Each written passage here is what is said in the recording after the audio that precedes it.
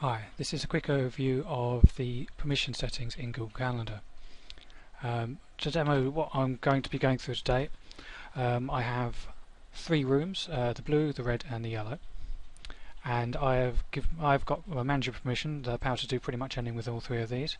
I also have Kathy's calendar as well, and I've given her a different set of permissions. For blue, she has the power to do anything just like I do. For red, she has the power to see and view events, and finally on yellow she's got the default set permissions we have for these, which is the same kind of permissions anyone in the university would have by default. So just so you can see the setup, I have two rooms events booked out in all of the rooms. So at 12 o'clock from 12 till 1, me and Kathy are booked into all three of the rooms. And from 1 o'clock till 2, just Kathy's booked into the rooms. That one has a booking that's been done slightly differently to the first. For the first, as I was the one that I made the booking, I included myself in there. For the second one, I actually booked just the room, so as a manager I have the power to go ahead and create an event, not just as myself, but as a room. Now, it's usually best to use the first method, simply because that means I know exactly who's made the booking. It makes things much easier if you ever actually have to track back exactly who set something up, how, where and why. So you have an audit trail basically.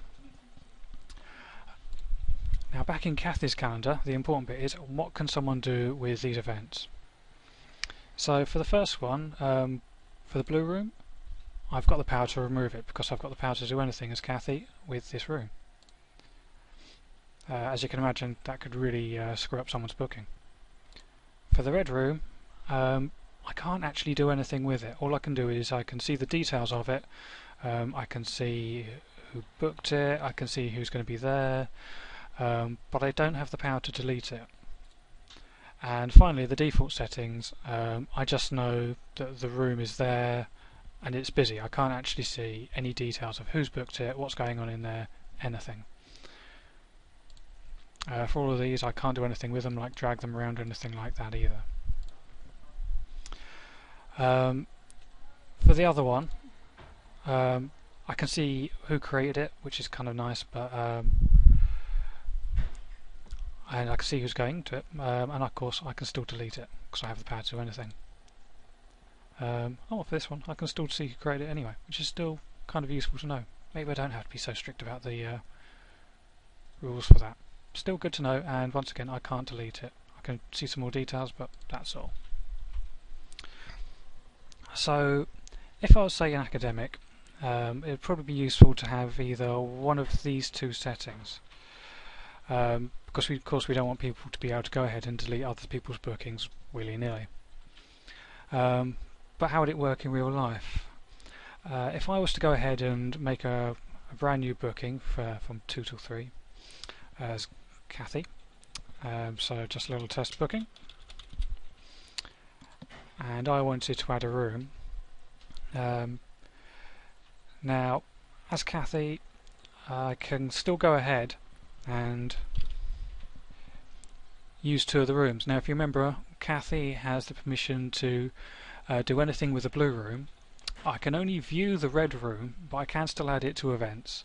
For the yellow room, I can't see anything at all. It just isn't visible to me. I've got no rights to add any event to it or do anything with it. So if I just add the red room, save that booking,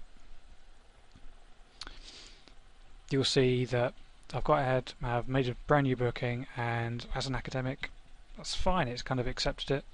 If I was a different academic, I wouldn't be able to actually play around with Kathy's booking. It just sits in there inertly. The only person that can actually get rid of it is someone who has power over the calendar, like I do. I could go ahead and, if I just quickly refresh that, I could go ahead and remove the booking, but no one else can. From the looks of it, even Kathy can't, simply by going to the red room calendar.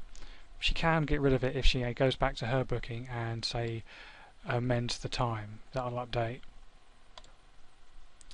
And if we just give that a moment,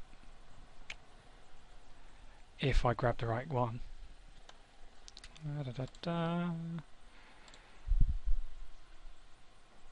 So discard those changes. If I grab you, edit event, and move you to, say,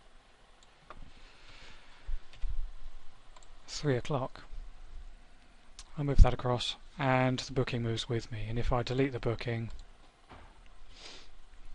in the red room, that's gone as well. So that's probably the way we want to go ahead and do this.